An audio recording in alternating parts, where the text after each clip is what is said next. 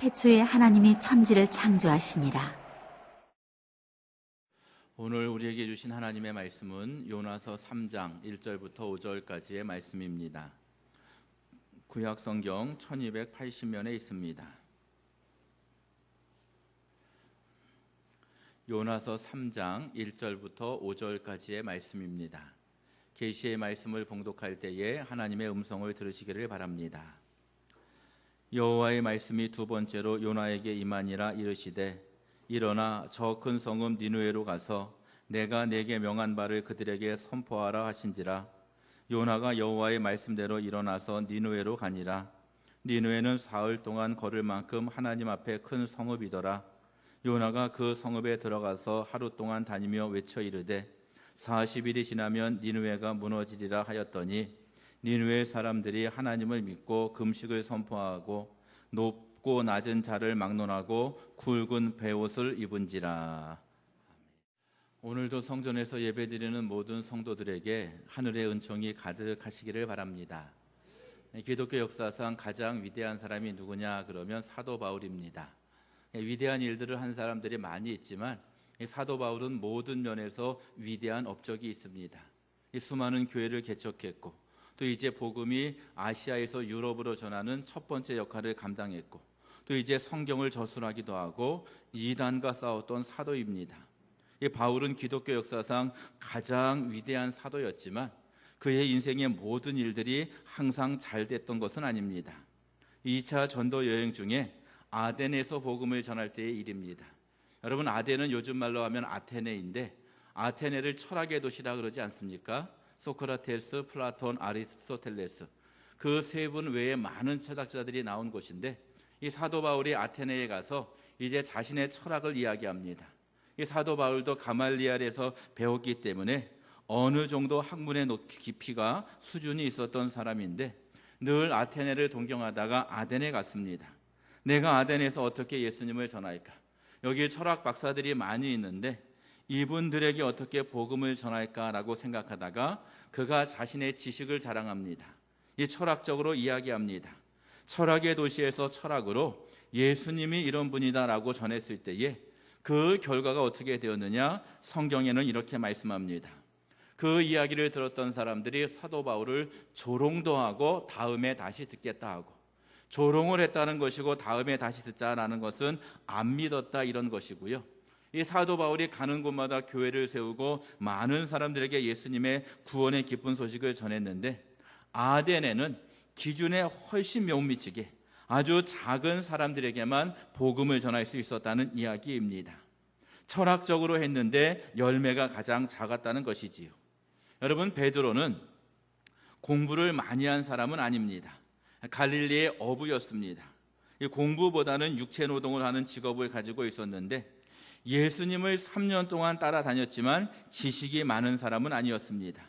그런데 사도행전에 보면 사도 베드로가 설교할 때에 3,000명이 회개했다 이런 말씀이 기록이 되어 있습니다. 5,000명이 회개했다 이런 말씀도 기록이 되어 있습니다. 베드로는 철학을 몰랐습니다.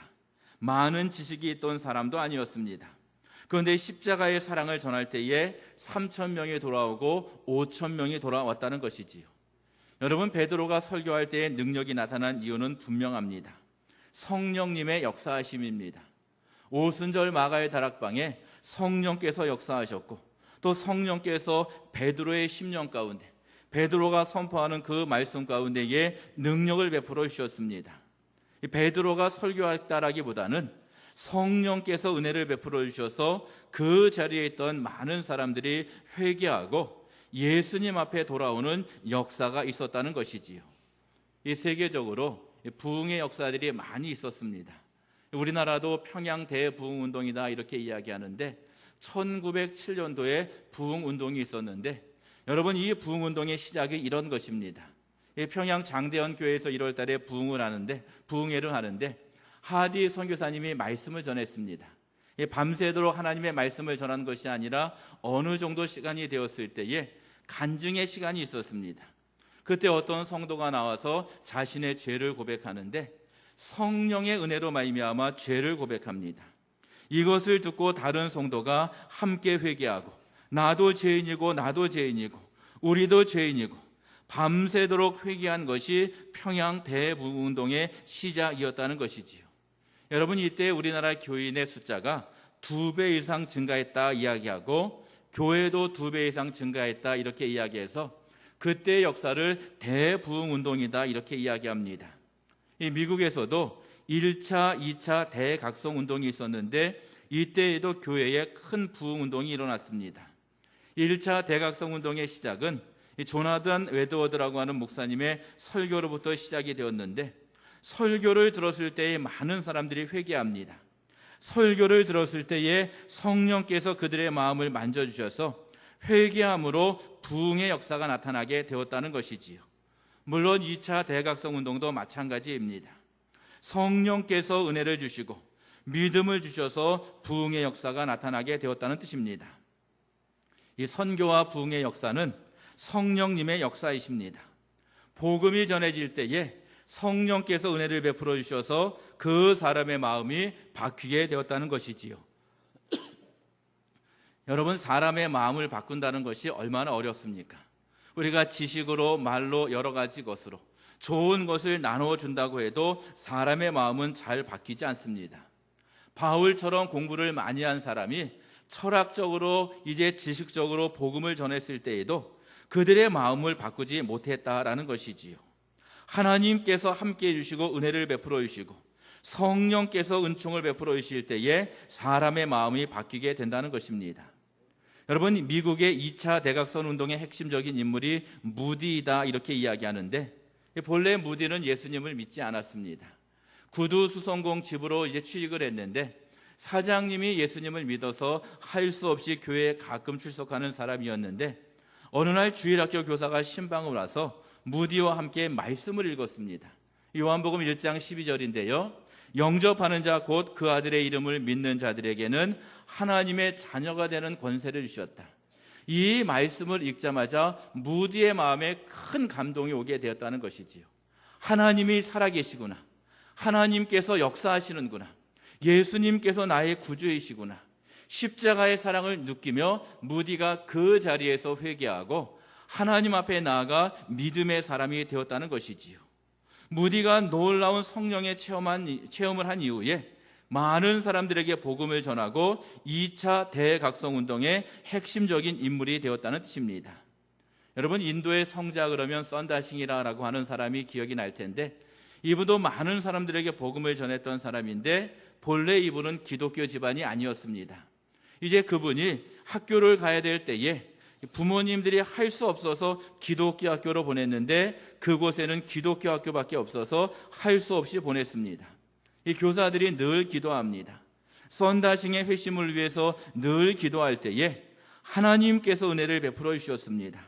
이 성령께서 역사해 주셔서 썬다싱이 말씀을 거부하려고 하는데 나는 하나님을 안 믿는다. 나는 기독교 학교에 다니지만 체포를 드리지만 나는 절대로 예수를 안 믿겠다라고 거절하는데 예수님이 믿어집니다. 십자가의 은총이 믿어집니다. 예수님의 은총이 그의 마음속에 감동으로 다가와 예수님을 믿게 되었고 선교 역사 가운데에 많은 일들을 감당하는 위대한 사람이 되었다는 것이지요.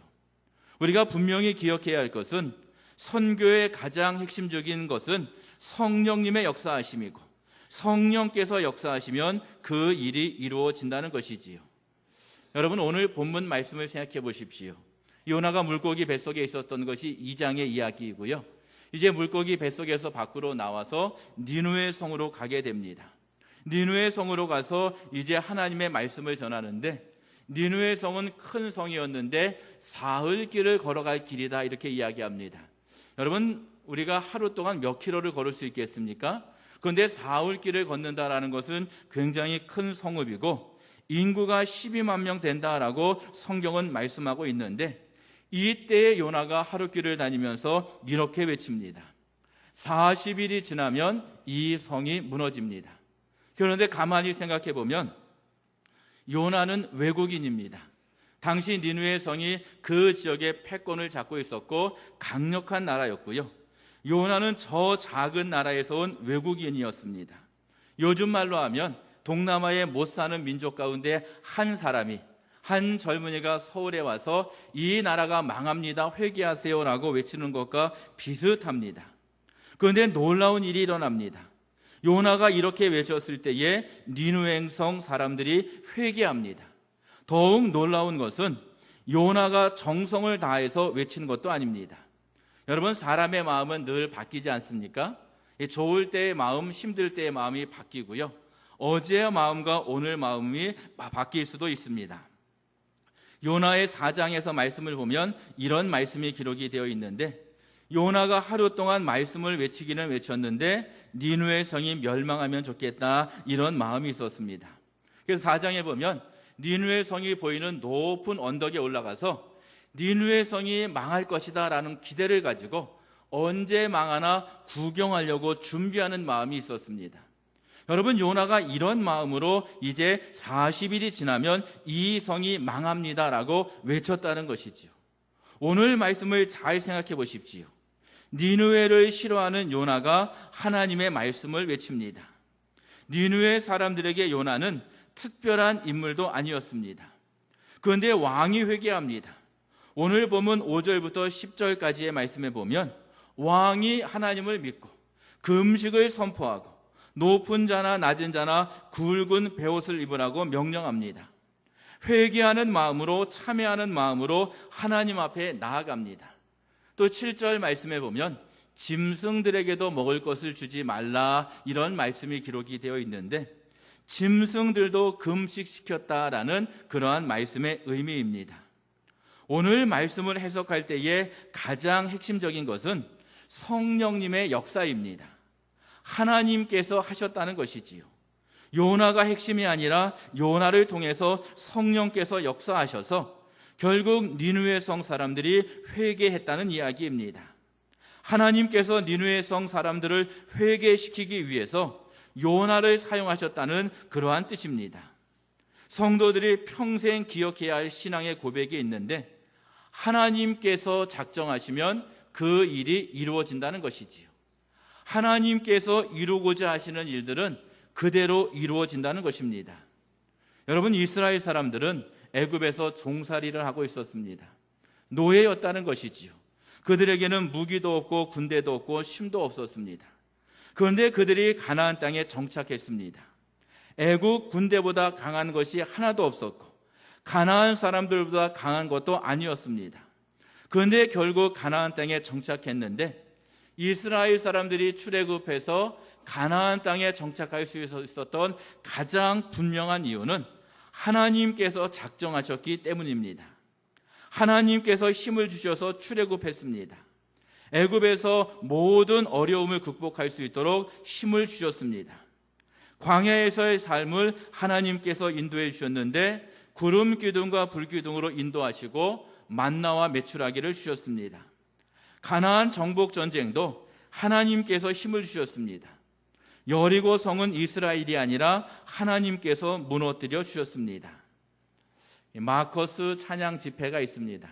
서울에 가면 젊은 사람들이 하나님 앞에 찬양을 드리는 귀한 집회인데, 지난 여름에 우리 교회 청년부 수련회 또 중고등부 수련회 때에 우리 교회 청년들도 중고등부들도 함께 참여해서 찬양하며 하나님 앞에 영광을 드렸던 그러한 모습이 있는데, 마커스 찬양 집회 할 때에 여러 개의 프랭카드가 붙어 있습니다.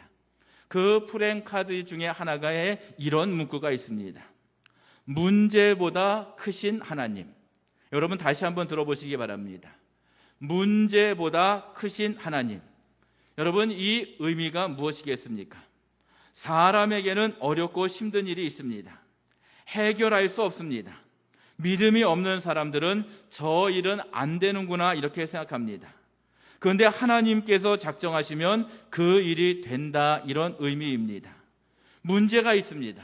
그런데 하나님은 그 문제보다 크십니다. 사람은 할 수 없고 우리도 할 수 없습니다. 그런데 하나님께서 작정하시면 그 일이 이루어지게 된다는 것이지요. 감옥에 있던 노예를 애굽의 총리로 삼아주십니다. 목동이어 도망자였던 다윗을 이스라엘의 왕으로 세워주십니다. 다윗이나 요셉이 아니라 하나님께서 은혜를 베풀어 주셔서 결국 그들이 애굽의 총리가 되었고 이스라엘의 왕이 될 수 있었다는 이야기입니다. 매년 8월 둘째 주는 광복절 기념주일로 총회적으로 지키고 있습니다. 광복절은 8월 15일이지만 그 전후로 해서 광복절을 지키고 있는데, 여러분, 나라를 잃었다라는 것은 큰 고통이고 어려움입니다. 우리나라가 일본 식민지 시절에 많은 고통을 당했습니다. 하나님의 은혜로 광복이 되었습니다.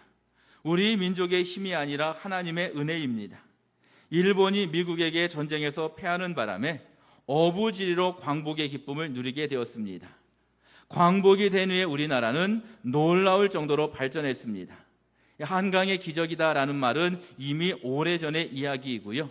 지금은 세계 1등인 것이 수백 개가 넘습니다. 잘 살게 되었습니다. 그렇다고 해서 나라가 평안하고 든든히 서가는 것은 아닙니다. 경제는 발전했는데 오히려 나라 걱정을 하는 사람들이 많이 있습니다. 경제가 발전했지만 지금 여러 가지 어려운 문제들이 발생하고 있습니다. 북한 문제도 해결되는 듯 하다가도 어렵고 힘든 상황입니다. 문화적으로도 반그리스도적인 문화들이 들어오고 있습니다. 과거보다 경제적인 수준이 높아졌다고 하지만 더 힘들다는 이야기들이 많다는 것이지요. 우리나라 영적인 모습도 밝지 않습니다. 교회가 또 성도들이 더 많아지는 것이 아니라 조금씩 약해지고 있다, 이렇게 이야기하고요. 또 이단들도 많이 출현해서 요즘은 아주 대놓고 성도들을 미혹하고 있습니다. 우리나라를 걱정하는 분들의 목소리입니다. 지금이 중요하다. 지금이 정말로 중요하다, 이렇게 이야기를 합니다. 여러분, 우리나라의 살 길이 무엇이겠습니까? 우리나라가 번영하는 길이 무엇이겠습니까? 우리나라가 살 길은 너무나도 분명합니다. 하나님의 은총이 있어야 하고 하나님의 인도하심의 축복이 있어야 합니다. 구름 기둥과 불 기둥으로 인도해 주시는 축복과 만나와 메추라기의 은총이 우리에게 있어야 된다는 것이지요. 하나님께서 이스라엘을 선택하셨듯이 이 민족을 선택하셔서 사랑하시고 축복하시는 은총이 있어야 된다는 뜻입니다. 이 성경에 이가봇이라는 말이 있습니다. 여러분, 이가봇이라는 말이 무엇이냐면 배경은 이렇습니다. 엘리의 두 아들이 있었고 엘리는 제사장이었습니다. 엘리는 좋은 사람이었는데 두 아들은 아주 못된 아들이었습니다. 그 아들 가운데 비누아스가 있는데 이 못된 일을 많이 하다 보니까 하나님께 심판을 받아 전쟁에서 죽게 되었습니다. 그때에 그의 아내가 출산하게 되었는데 남편이 죽었다라는 이야기를 들은 이후에 그 아내가 낳는 아들의 이름을 이가봇이다, 이렇게 지었는데 그 뜻이 무엇이냐면 하나님의 영광이 떠났다, 이런 뜻입니다. 우리 가문에 이스라엘의 하나님의 영광이 떠났다, 이런 뜻입니다. 하나님의 영광이 떠나자 전쟁에서도 패배하고 비누아스는 이미 죽었고 나라는 힘들게 되었다, 이런 이야기입니다. 오늘 본문을 생각해 보십시오.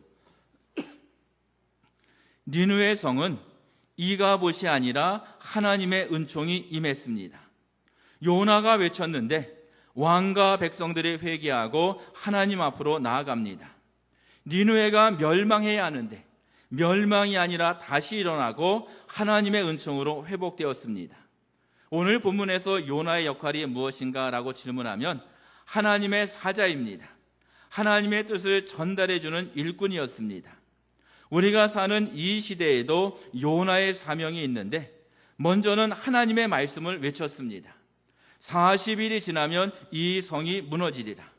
우리도 이 시대에 십자가에서 죽으신 예수님의 사랑을 전하며 살아가야 합니다. 그리고 또 한 가지의 사명, 우리가 이 시대를 살아갈 때의 사명이 있다면 하나님의 은총이 이 땅 가운데 임하도록 기도해야 합니다. 먼저 믿은 우리가 나라와 민족을 위해서 기도해야 하는데 진정한 영적 광복을 위해서 온 민족이 하나님을 섬기는 민족이 되기 위해서 우리가 더욱더 기도하는 모습으로 하나님 앞에 나아가야 된다는 것이지요. 이 성도들의 신앙의 수준이 있다, 이렇게 이야기합니다. 어린 아이와 같은 신앙이 있고요, 성숙한 믿음의 사람들의 모습이 있는데 성숙한 우리 그리스도인들이 가져야 할 자세는 이사야의 고백입니다. 주님, 내가 여기 있사오니 나를 사용하여 주세요. 예수님, 하나님, 내가 여기 있사오니 나를 사용하여 주세요. 내가 이 땅에 십자가의 사랑을 전하며 살겠습니다.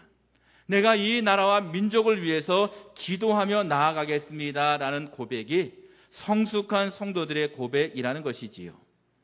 일본이 우리나라를 다스리던 때에 엄청난 고통이 있었습니다. 여러분, 제가 몇 가지 말만 해도 그 고통이 여러분들 마음속에 올 것입니다. 정신대, 여러분 얼마나 큰 고통입니까? 강제징용, 얼마나 우리 민족의 젊은이들이 이제 외국에 나가서 고통을 당하고 죽어갔습니까? 이 정신대와 강제징용 외에도 수많은 고통을 당했습니다. 이 시대는 인권이라는 말조차 없었습니다. 조선 사람들의 인권은 인권도 아니었습니다.